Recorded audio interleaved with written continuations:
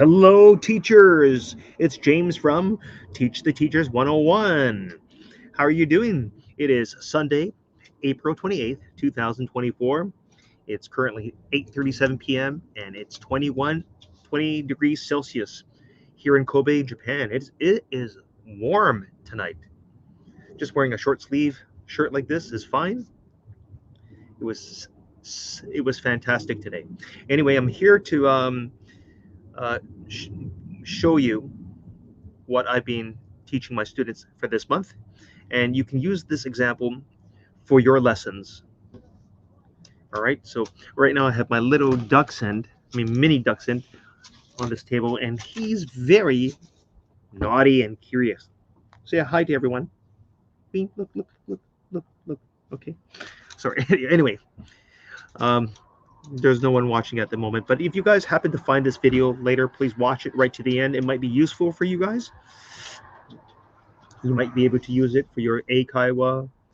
And if you're a beginner teaching English or you have no experience, you watch my videos from Teach the Teachers 101 channel, get some ideas, and then you can always tell the employer that you have some teaching experience, which you don't. But learn from my ideas and then demonstrate that you can apply the knowledge that you have received from my videos. Anyway, so I'm going to go on to the first topic. Look at this. Oops, let's see if I can show you that again. Start off with warm-up greetings and questions and answers. I love this streaming software. It allows me to type this. Okay, so hopefully it doesn't suddenly switch out. So this is what I usually do in my lessons. I greet everyone like this. Hi everyone, how are you? And they can say, I get my students to say, I'm fine, thank you. It's up to you. You can say, fine, I'm good, I'm sad, I'm tired, I'm hungry. But, beginners should follow a format. I'm fine, or good, or I'm good. But I like to say, I'm fine, thank you. I just like it. All right? It's up to you. And then, what's your name? Even though I know their name, I get them to say, I'm rather than my name is. Okay? It's too formal if you say my name is. That's my opinion. You can get them to say, I'm James. I'm Taro. I'm uh, Keiko. Okay, and then how do you spell your name? And they'll say Taro or Keiko. Those two names that I just mentioned. This doxy, he wants my attention. Sorry about that. Okay, am I going to be like this? You're embarrassing me, puppy. You're embarrassing me. I'm doing a live right now. Look. So sorry. This is shameful. Of all times, why would you have to sit over here? Okay, this is not a comedy show. Okay, I'm gonna get down you. Okay, sorry about that. This is embarrassing. Okay, okay, and then what is your family name? And they'll say my family name is, or you can get them to say it's. But for me, I get my students to say my family name is, and I've already taught them how to say it that way and explain to them what my family name is means. Okay, each word needs to be taught. Okay, and then how old are you?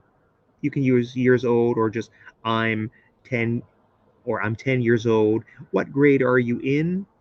I'm in the first grade, second grade, third grade, all the way to the sixth grade.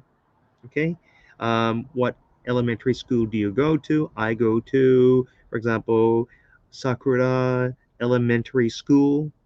Okay, everything had been explained to my students. Okay, and then what English school do you go to? I go to the name of your school. Okay, and then where do you live? Where do you live? I live in, for example, the area or the town or the prefecture of the country. But for me, I just say the town. Okay, I live in Kobe. And then how many people are in your family? There are For example, 3 people, there are 5 people. I get them to say there are. And it's up to you how you want to teach that. And then ask, where are you from? And they'll say, I'm from Japan. Okay, so it's nice to get them to say a full sentence because when they're little, they're just playing with words. They're not sure, but just to get them into this mode, because in later years, when they get to junior high or maybe in the sixth grade of elementary school, they'll start to realize, okay, um, I'm is used a lot.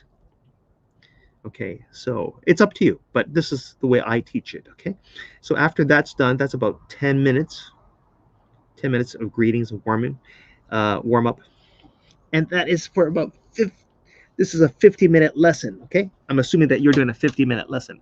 Okay, this dog, you're crazy this evening. My God.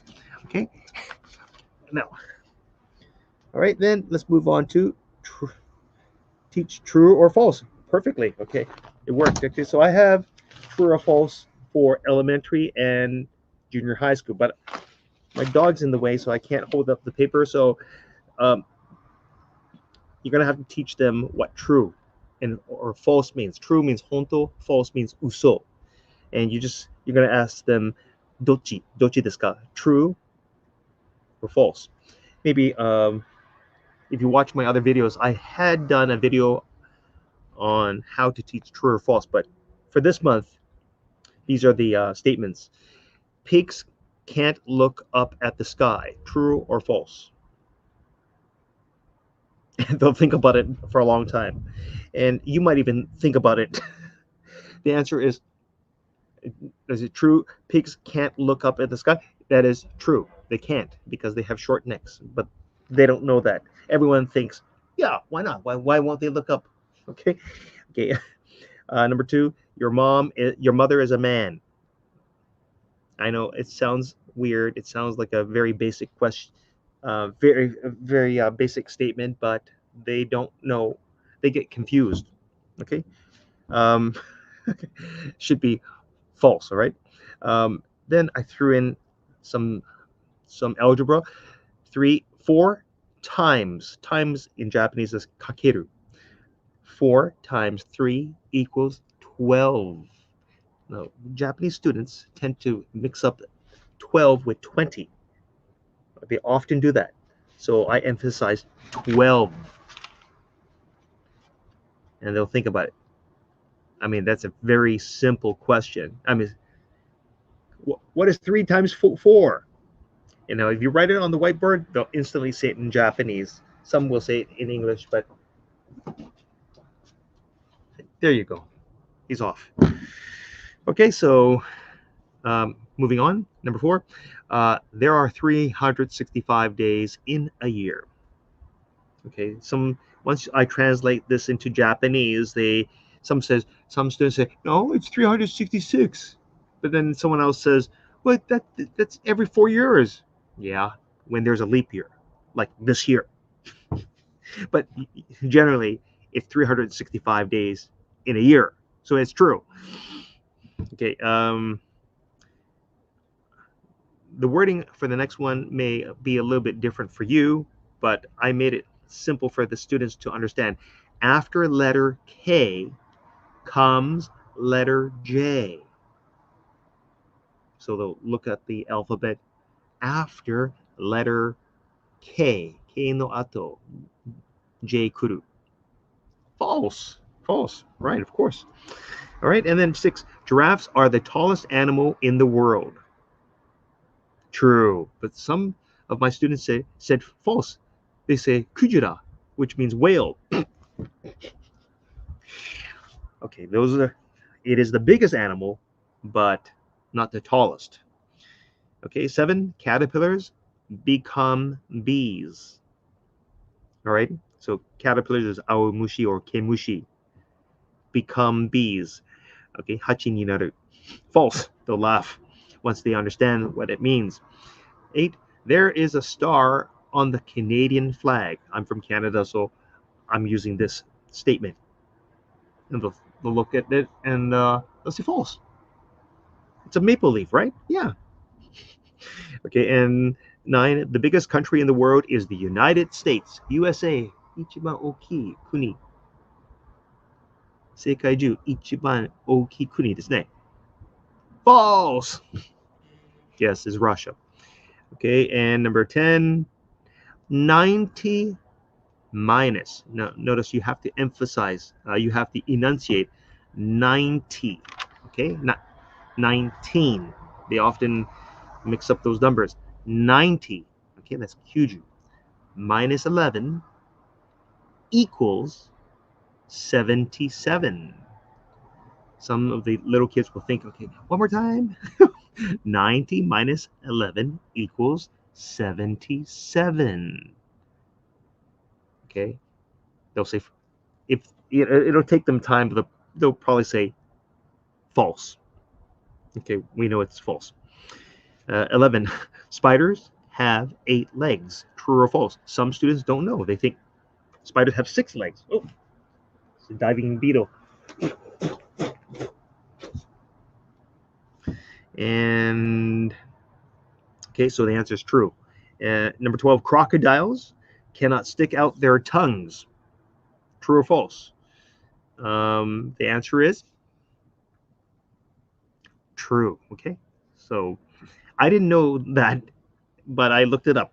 Okay, number 13, there are 6 colors in a rainbow. True or false? There are 6 colors in a rainbow. False. We know there's 7.